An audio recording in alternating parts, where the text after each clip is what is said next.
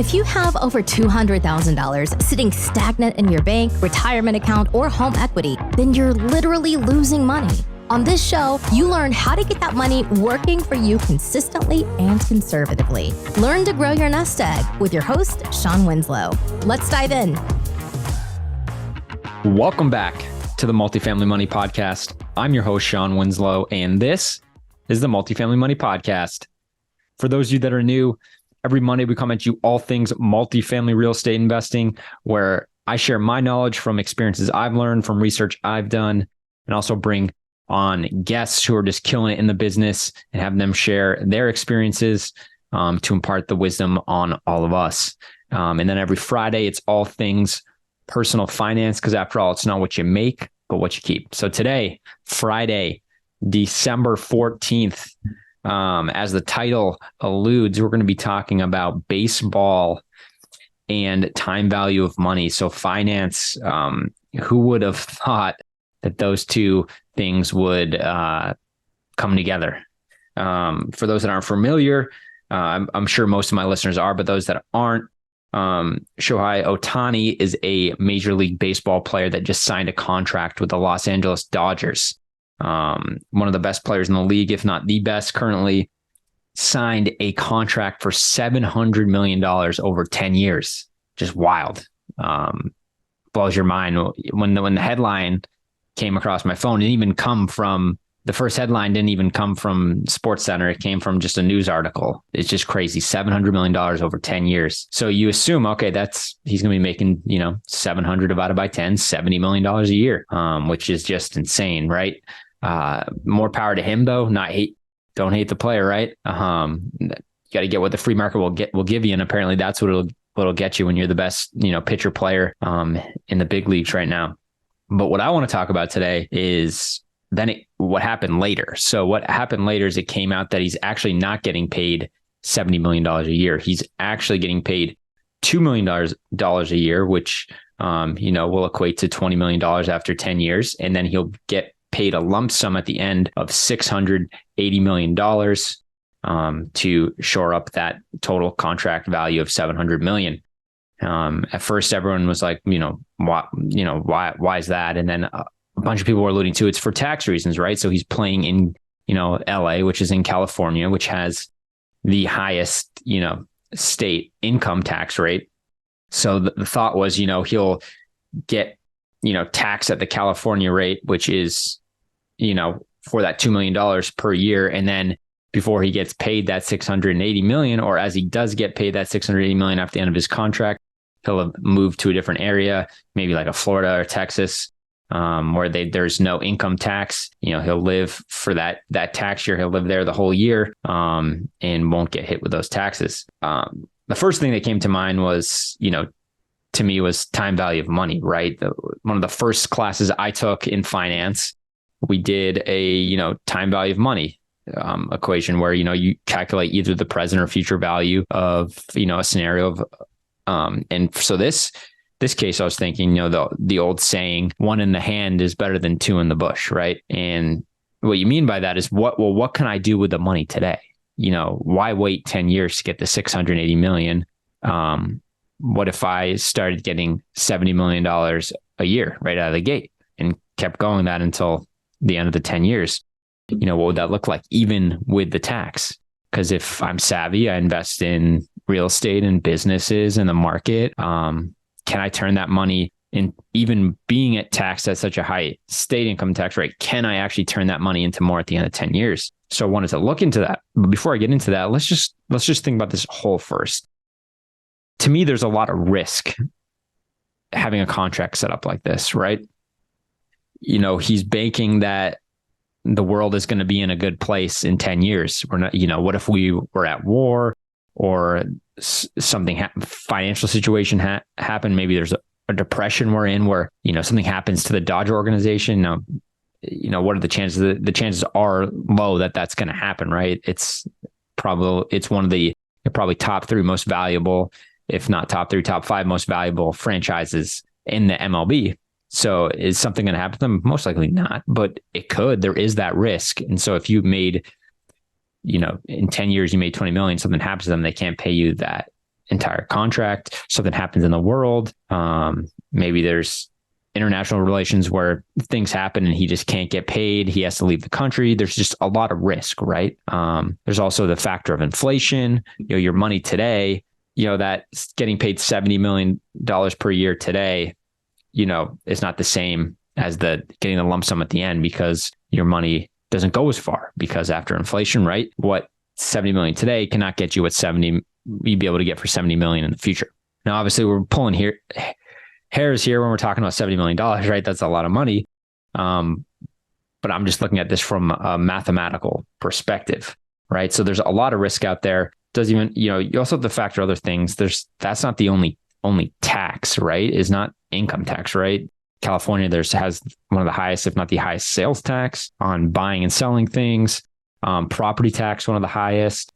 There's tax, right? There's just high tax to live in California. So it's not even taking into account all these factors, right? There's just a lot of risk waiting to get that lump sum at the end.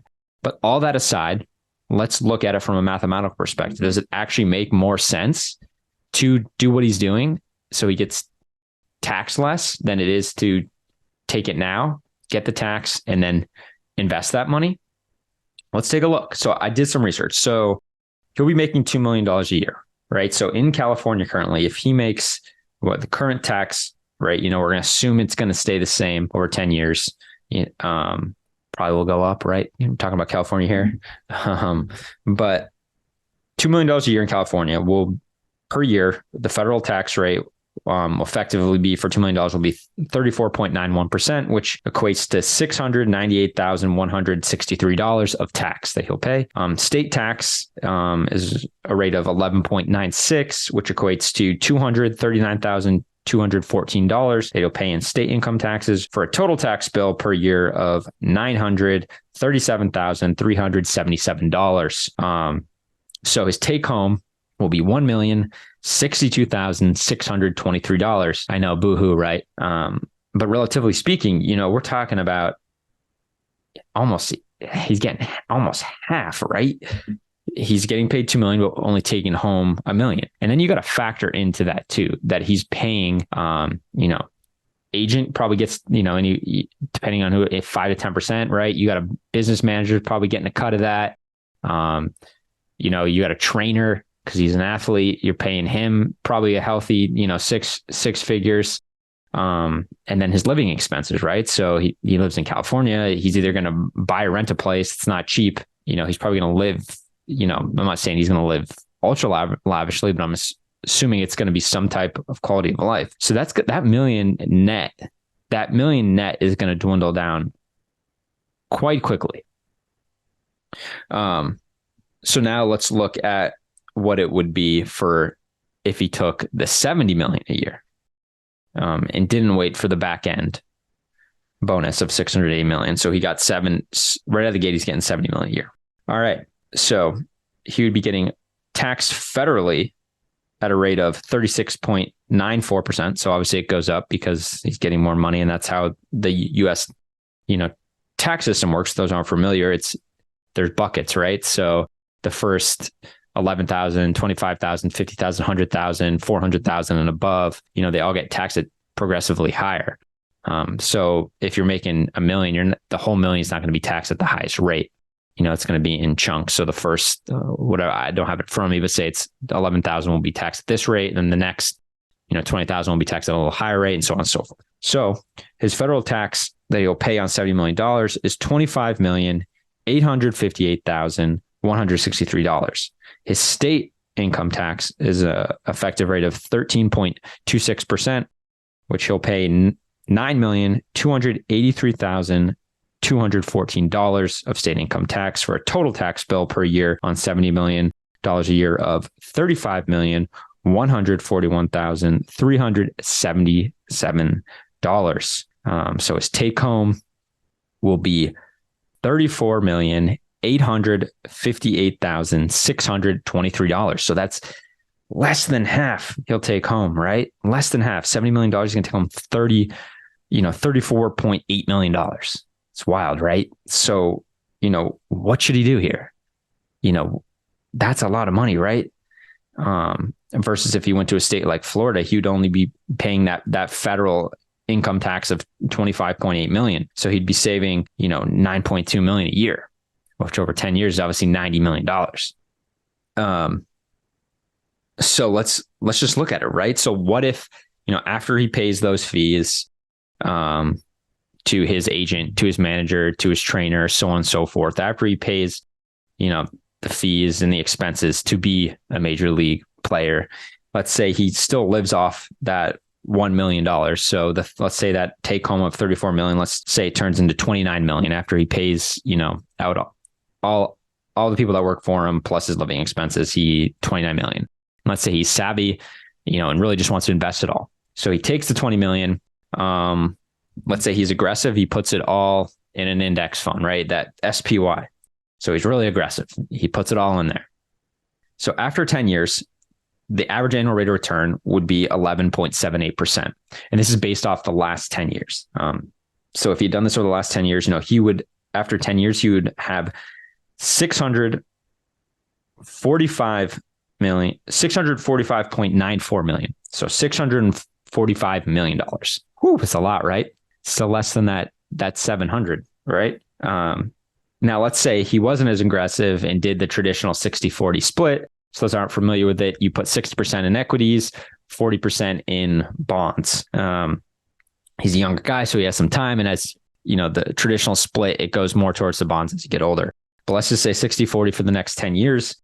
So after 10 years, based on the previous 10 years, he would have averaged 8.14% average annual return, which would have netted him a gross portfolio of 517 million. So 517 million, right?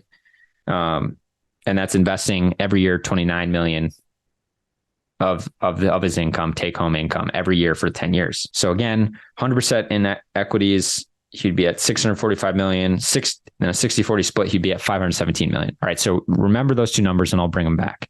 Okay. So let's say he's doing what he's currently doing, where he's only getting paid 2 million years. He lives off the 1 million. And then he gets the lump sum of 680 million at the end of 10 years. Let's say he moved to Florida, lives in Florida. There's no income tax. So what he would be taxed on $680 million federally is $251,558,163. So that's an effective tax rate of 36.99%. And then obviously state income tax would be zero because there's no state income tax in Florida currently. And let's assume it remains the same. So we're talking his take home would be $428,441,837. All right, let's compare that to the two previous numbers I told you to remember. So if he was aggressive, he would have $645 million in 10 years after investing it in solely equities. And then I based it off the SPY, S&P 500 index over the last 10 years. If he was not as aggressive, wanted to do a 60-40 split, he would walk away with 517 million over 10 years. So 517 million and 645 million are greater than 428 million. So he would be better off still taking the 70 million per year. Even getting taxed at the high California income tax rate, he still be better off versus waiting for the 680 million. Now, who knows, maybe this was done for the Dodgers. Maybe they, helps them with their cap, and maybe they can afford to pay him 70 million a year, but they're going to make investments like, they're going to do something like we're talking about here. Maybe they're investing over the next 10 years so they can afford to pay him that and it won't hit him on the cap. But just looking at it from his perspective, it's hard to say it's not a good deal. Like, that's not true. He's still making, gross $700 million over 10 years. But from an investing standpoint, he would have more money if he took the full amount per year now. I thought it was a cool thing. It's, I always like looking at things like this. And I think it's important that everyone should be looking at, the consequences of your financial decisions and how they can affect your future, your goals, especially if you have long-term goals, which I hope you all do. Decisions can, severely affect it. Decisions today, like I say, do things today that most people won't, so you can do things in the future that most people can't. And that's doing the hard thing now, right? That's not doing the thing that gives you a lot of comfort right now. That's doing the hard thing so that in the future, you can have more comfort if you want, right? Because you can afford the comforts of life. So you got to, the little things, making the sacrifices now to benefit your future. But I just wanted to look at that. I thought it was really interesting. It's been in the news a lot. Everyone's like, oh, this is such a smart move because for taxes, California taxes. Well, was it? Based on these numbers, it wasn't. So it's really interesting to look at things in that lens. All right, everybody, this was a little different episode than usual, but I thought it was, timely and interesting. It's just interesting to look at things, take the emotion out of it, just look at it straight from a mathematical perspective, right? And, numbers don't lie, right? So I think that's important in all aspects when you're making decisions, like whether you're going to buy a house, whether you're going to rent, whether maybe you're going to send your child to a certain school or not, whether you're going to make a certain investment or not, whether you want to buy a certain car, maybe you want to buy a nice watch, a boat, whatever it happens to be. Do the math, see how it's going to affect you, how it's going to affect you reaching your long-term goals, because it could prolong, right? It could add another 5-10 years based on a decision you're making today. So always look at the numbers. Don't act on emotion, because after all, easy doesn't pay well, and instant gratification is self-destructive. So not only get out there and work hard for your money, but have your money work hard for you so we can all create the lives of our dreams. And after all, personal excellence is what's going to make this world a better place. All right, everybody. I'll catch you on the next one. Hey, this is Shawn Winslow. After being in the financial service industry for years and having candid conversations with good people just like you, I realized that so many of us are wanting an investment strategy that provides solid returns and consistent income without the bumps in the road. There's little known secret that your financial advisor doesn't want you to know. There is investment out there that is less volatile and the returns are stronger. Get more details by going to greenbriercg.com and clicking on the free e-report. And by the way, if this show has provided you any value, then feel free to leave an honest written review and of course share it with a friend who needs it. See you next week for another great show.